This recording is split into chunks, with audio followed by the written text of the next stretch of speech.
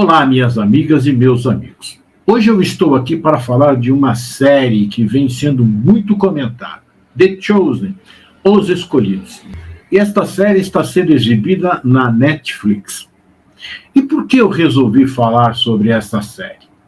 Porque ela tem um enredo diferente, abordando a história de Jesus e seus discípulos, que é muito conhecida por todos nós, porque já lemos, assistimos várias produções.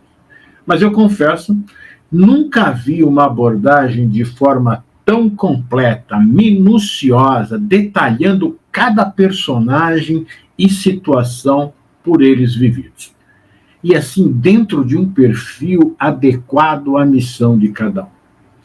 Eles têm problemas semelhantes aos nossos, vivem seus dramas, desafios, passam por necessidades físicas, intelectuais e morais. Têm desconfiança, sofrem a dúvida, têm também a fé e a esperança. Assistindo à série, nós vivenciamos juntos os dramas materiais e morais de cada personagem, porque os temos também. Conseguimos perceber que os escolhidos por Jesus tinham as mesmas dificuldades que temos hoje, seja no âmbito financeiro, intelectual ou moral. E nos dá, então, um sentimento de que não eram seres sobrenaturais os escolhidos por Jesus para segui-los. Eram pessoas como nós. Então isso me alegra, porque não estou fora do contexto. E, com certeza, posso seguir Jesus também, assim como você e todos os outros. Ele não chamou ninguém perfeito. Ele veio mesmo para os imperfeitos. E o mais lindo ainda é ver Jesus, mesmo sendo um ser transcendente, cônscios de sua missão, do seu poder, e ele age de forma totalmente humana, convivendo em harmonia com as pessoas de qualquer posição social, muito presente no dia a dia de cada um. Ele sorri, brinca, faz piada, ensina, pula, dança, canta e vai às festas, participa da vida com alegria e conquista os corações da forma mais doce possível. A série não tem um toque do sobrenatural, nem mostra um Jesus austro que apenas prega e ensina sobre o reino de Deus. Tem algo a mais. O Jesus que vive o seu tempo. Ele observa tudo com muito carinho e compreensão. Os personagens, eles vão surgindo um a um na série e vão encantando com a sua forma de ser. Creio que você, se assistiu, também se encantou com cada um. Quem ainda não assistiu, tenha certeza, vai ficar maravilhado com eles. Mas essa insistência de que se assista não é simplesmente para conhecer a história, mas sentir os ensinamentos que vibram em cada um que Jesus transmite. Então, eu vou falar da primeira temporada. Eu espero não dar muitos espólios para que você possa ver por si mesmo, e tire lá as suas conclusões a respeito de cada passagem. E eu gostaria que depois vocês falassem para mim a visão que tiveram. Não importa, se cada um dos personagens foi daquele jeito, mas eu creio que foi muito bem elaborada a visão sobre cada um.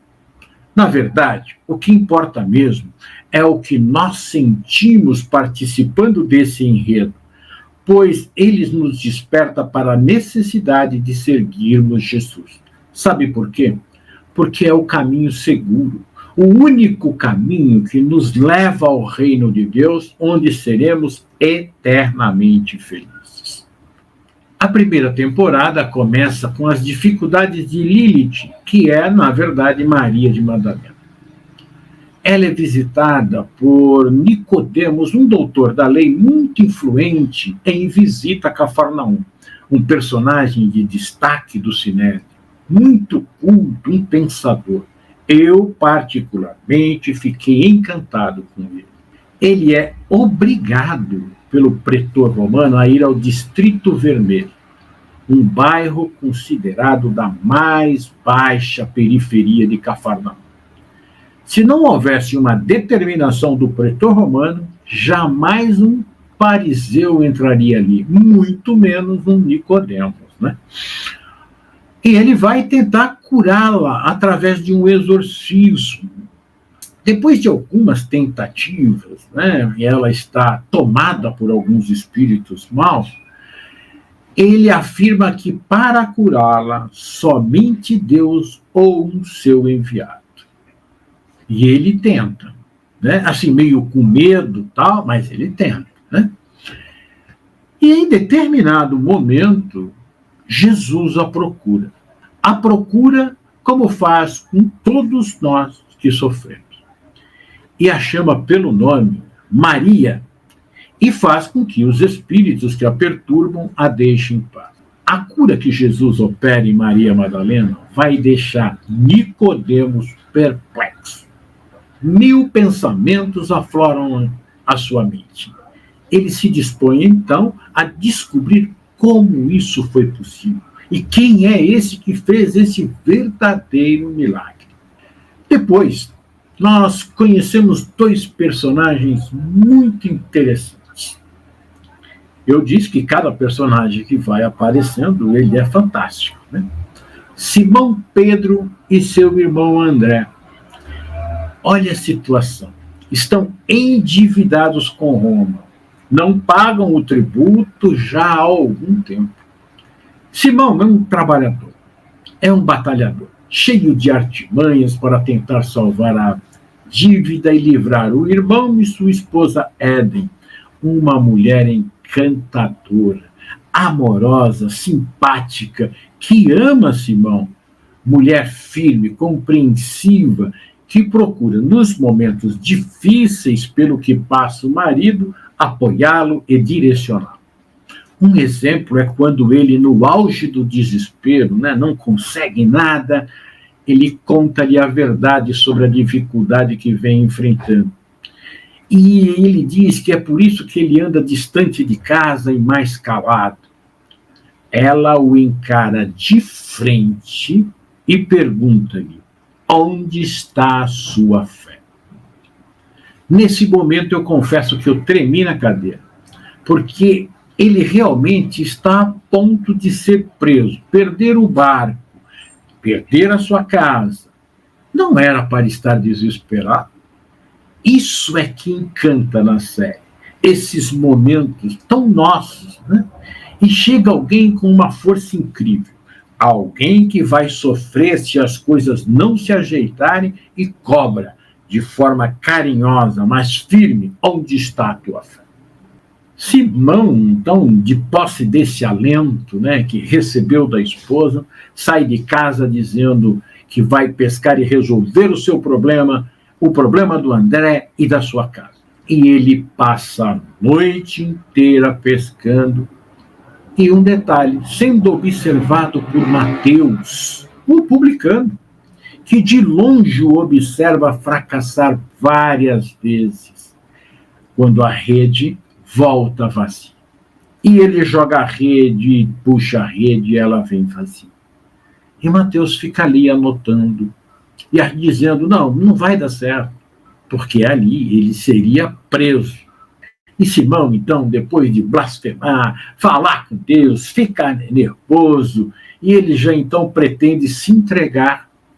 Ele volta à praia, lá está Jesus, ensinando um grupo de pessoas. Ele não conhece Jesus.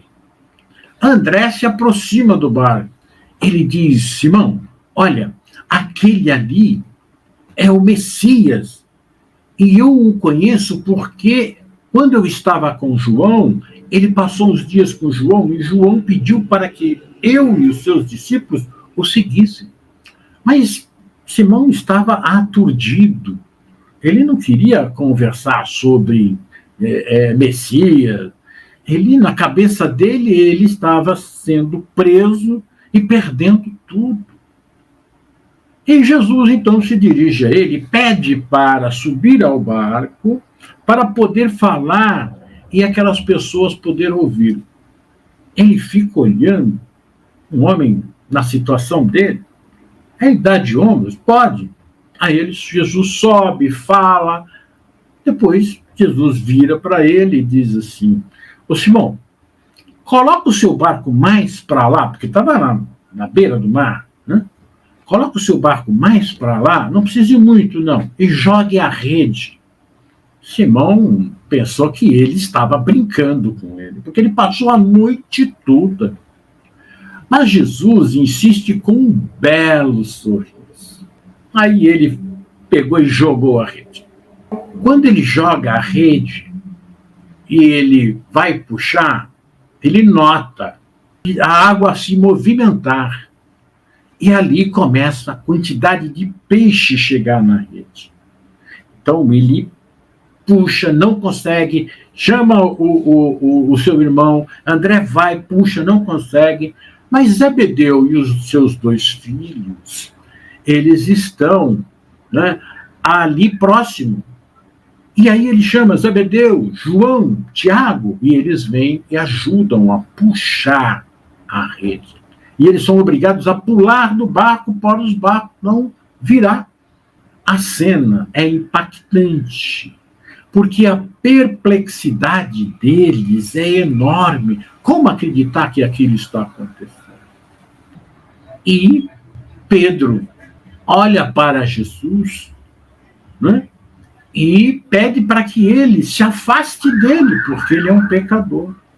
E vejam que até aqui, neste momento, nós, né, percebemos 2 situações que nos deixam uma grande lição, lições muito belas. Eles estavam em desespero. Maria de Madalena, com o seu problema dos espíritos que a estavam, né, subjugando. E Simão, com dívidas enormes. E Jesus chega na hora exata para aliviar a situação deles. Ela perturbada pela vida que levava e ele por não ter dinheiro para pagar os impostos e alimentar sua família. Jesus ajuda e acolhe os 2. Tenhamos certeza de que quando não encontramos uma solução para os nossos problemas, ele é a nossa solução. Ele está ao nosso lado com um sorriso, aguardando que lhe obedeçamos para sair da situação adversa. Então, precisamos ir tirando dessas situações lições para a nossa vida.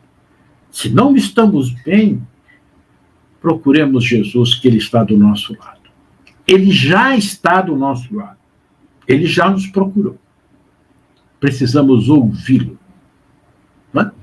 E voltando então à série, e todos estão felizes ali pelo inesperado, e Mateus, e esta cena é fantástica, Mateus estava cochilando, né, porque passou a noite toda ali, ouve o burburinho e vê os peixes quase que pulando para fora do barco de Simão. Ele fica perplexo. Ele é muito racional. Então, algo acontece que ele não tem uma explicação. Pelo fato do seu personagem ser autista, dá a ele uma característica toda especial. Mas nós vamos falar dele mais tarde. E depois que Simão diz para que Jesus se afaste dele, porque ele é um pecador, Jesus sorri e convida Simão e André, João e Tiago, para segui-lo. E diz a Simão que ele vai ser pescador de homens para o reino de Deus. Então inicia aí uma verdadeira epopeia para os nossos sentidos. Cada personagem que vem chegando para a história é encantador. Já conhecemos toda essa história porque ela já foi contada inúmeras vezes e de várias formas. Mas a naturalidade com que se desenrola esse enredo é maravilhoso. Por mostrar, repito, seres muito humanos com as mesmas características nossas, seres humanos normais. Outra cena que me impressionou foi ver Jesus acampado nas proximidades de Cafarnaum. Ele está numa tenda bem simples. Ele faz o fogo, esfregando os gravetos, prepara a sua comida, faz suas preces, canta e trabalha na confecção de colheres e outros objetos como um ser humano normal. Eu achei maravilhoso isso. E surge, então, uma criança que fica curiosa em vê-lo. Logo depois, ela traz mais crianças e o grupo passa ali a conviver com ele. São muito curiosos, né, como todas as crianças, e fazem uma bela amizade por alguns dias. Quando lhe pergunto o que ele faz, ele responde que é artesão, mas que será professor e que tem um outro trabalho que irá realizar muito maior que ser artesão e professor. Ele responde todas as perguntas, sempre ensinando os pequenos. Algo lindo foi quando respondeu se fazia aqueles objetos para ganhar dinheiro.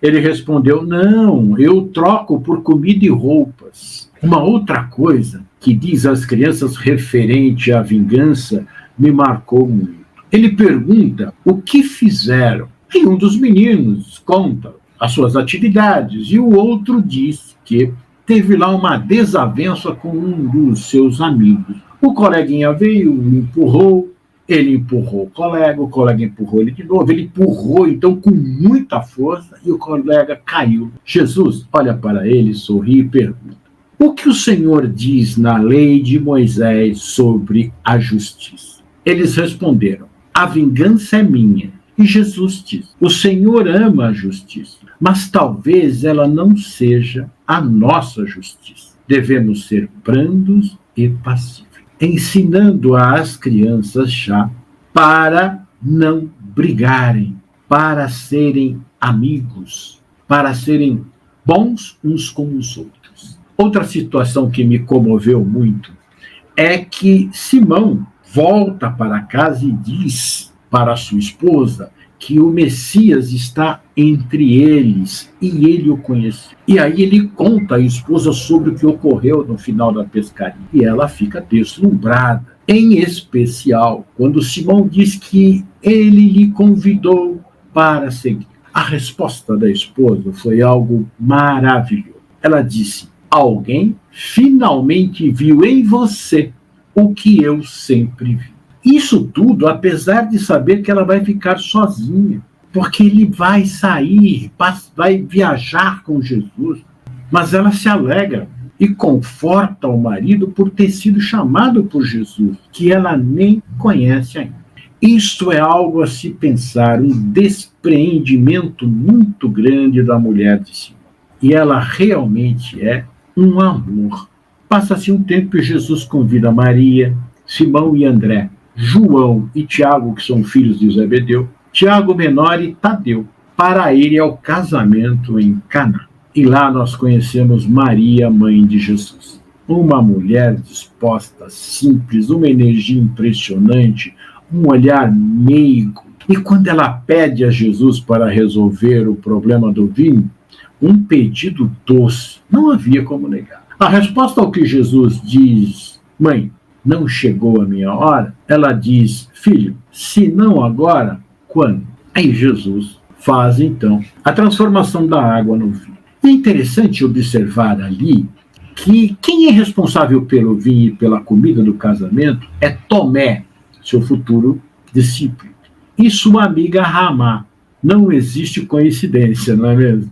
Tomé fica paralisado quando vê que ele transformou a água em vinho, porque ele estava perturbado porque o vinho tinha acabado. E não era culpa deles, é que os pais do noivo não tinham dinheiro para comprar a quantidade necessária de vinho.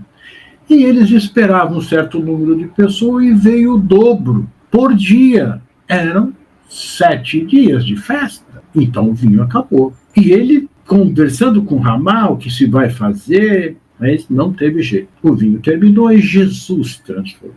E ele ficou muito atrapalhado, porque ele não entendeu o que aconteceu. No casamento, nós vemos Jesus dançar com seus amigos, seus discípulos, se divertir, comer, tomar o vinho, ensinar de forma leve. Percebe que ele é totalmente diferente de todos. E sua mãe o olha com imenso carinho. Ela sabe quem ele é e qual a sua missão. Eu estou empolgado, e assistir essa série tem sido uma alegria, porque ela é leve, é muito feliz. O aprendizado é enorme. Cada coisa que Jesus diz, cada vez que os discípulos ficam sem entender nada, percebemos que nós também somos exatamente assim. Lemos, ouvimos, mas ficamos muitas vezes sem saber como interpretar aqui. A resposta que ele dá é que vocês vão entender, e encerra o assunto. E a história, então, vai se desenrolar. Ele sai de Caná e ele vai para a casa de Zebedeu. E uma quantidade enorme de pessoas se juntam ali, né, em volta da casa de Zebedeu. E então as autoridades romanas ficam sabendo que tem um ajuntamento de pessoas num lado da cidade. E questionam Nicodemos se ele sabe. Ele diz que não. E ele sai também atrás para ir até lá. E chegam naquele lugar e não dá para entrar na casa. E é naquele momento em que há a cura do paralítico que desce do telhado. E Nicodemos e mais alguns fariseus e uma série de pessoas e romanos, eles veem a cura ser realizada. E tem lá um fariseu chamado Samuel, que está tentando criar embaraços para Jesus. Sempre tem aqueles que vêm tirar a beleza do mundo, aqueles que gostam quando tudo está em cinza. Se colorir, eles vão procurar uma forma de fazer com que tudo volte ao que era anteriormente. O novo assusta, mudar de rumo cria desespero, ficar como está é cômodo. E eu não corro risco. Assim somos nós quando deixamos que o orgulho e o egoísmo liderem nossas vidas, não aceitando nada que seja novo, mesmo quando vemos com os próprios olhos. Mas 2 personagens sofrem amargamente, pois se perguntam, e agora? Mateus, um homem com autismo, muito inteligente, observador, perspicaz, e por ser um publicano é odiado por todos, rejeitado por seu pai e consequentemente, por sua mãe. Tem uma personalidade forte, enfrenta toda a rejeição por um objetivo. Queria ser rico, ter uma casa e dinheiro. E suas observações o levaram a ser protegido pelo pretor de Cafarnaum.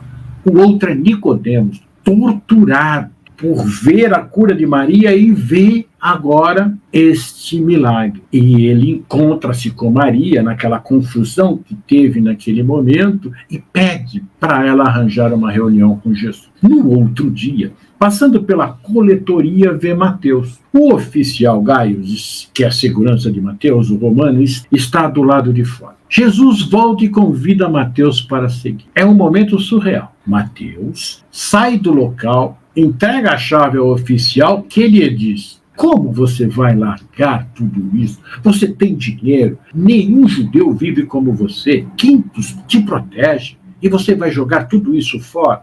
A resposta foi fantástica. Sim, vou seguir Jesus.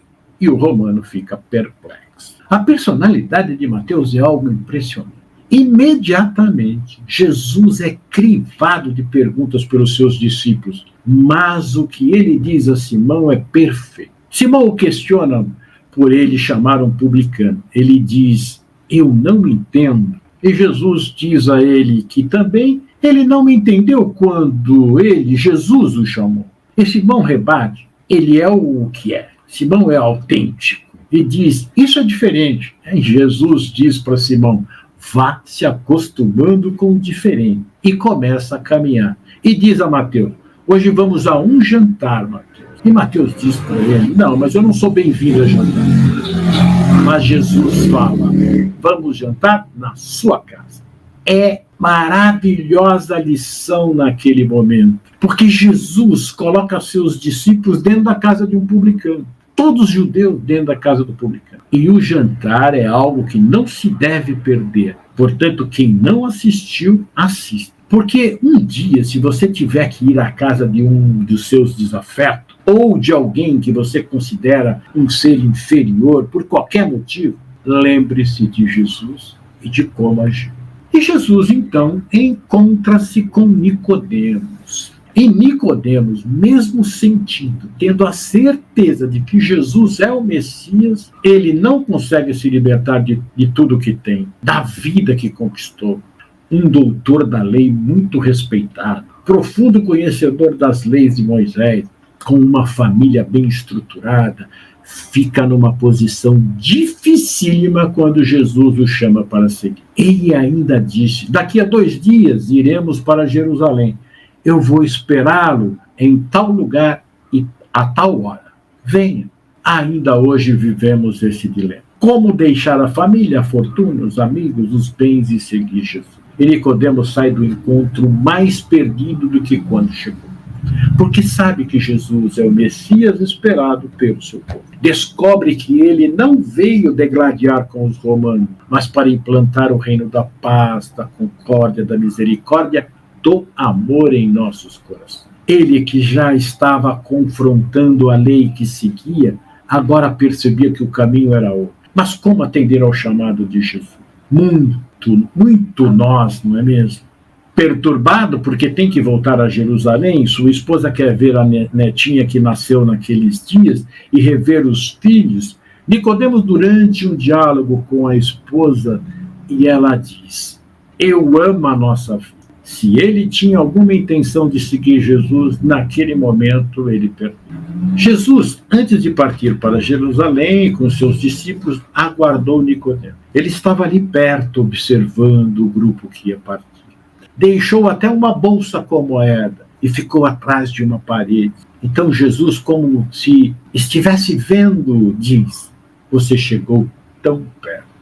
Quantas vezes nós levamos a oferta, mas não vamos a Jesus? Ele quer que nós estejamos lá. Não precisa levar nada, apenas o coração sincero para verdadeiramente seguir. Então Jesus sai com os seus discípulos a caminho de Jerusalém. Mas mostrando que veio para todos, ele pega o caminho que vai pela Samaria e deixa seus discípulos preocupadíssimos, mas vai ensinando que todos somos. Chegando na Samarina, ele vai para o poço de Jacó e seus discípulos vão então para a cidade comprar alimento. E ele tem um diálogo lindo e maravilhoso com Fotina, a mulher samaritana. E fica na Samaria por vários dias e conquista muitos para o reino de Deus. E assim termina a primeira temporada. Eu espero que você também se entusiasme para ver The Chosen, os escolhidos, para tirar lições que vão aliviar as cargas pesadas que carregamos em nossa vida e perceber que Ele está de mãos estendidas nos esperando. Ouvinde a mim, todos vós que estáis aflitos e sobrecarregados, que eu vos aliviarei. Olha, logo eu venho falar da segunda temporada. Vamos lá, comente essa temporada para que possamos ir aprendendo uns com os outros os ensinamentos de Jesus. Jesus esteja em todos os seus dias.